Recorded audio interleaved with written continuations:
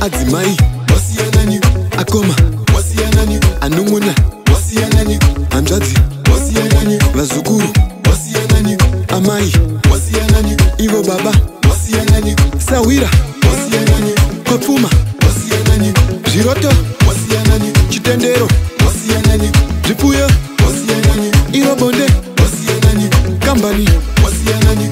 iwe zvawatungamira kumusha.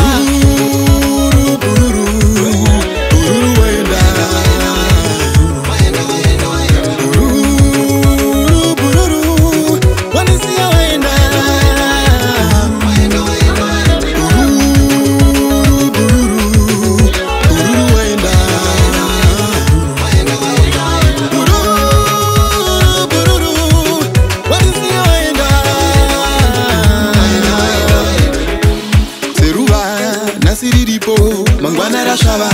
nguva aizi yedu yekutamba nayo pasi pezuva kubuda kwaro kana kudoka ndiye nyadenga ngatiedze misiyase kufadza musiki kunatira Jehova karira mberi asinasi ndechakusawira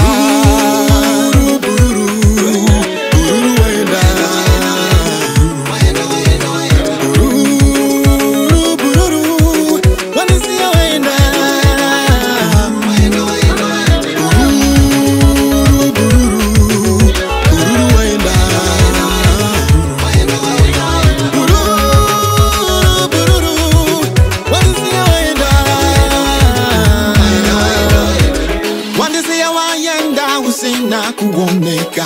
wandisia ndakatemba ndakasvinura setemba iwe wandisia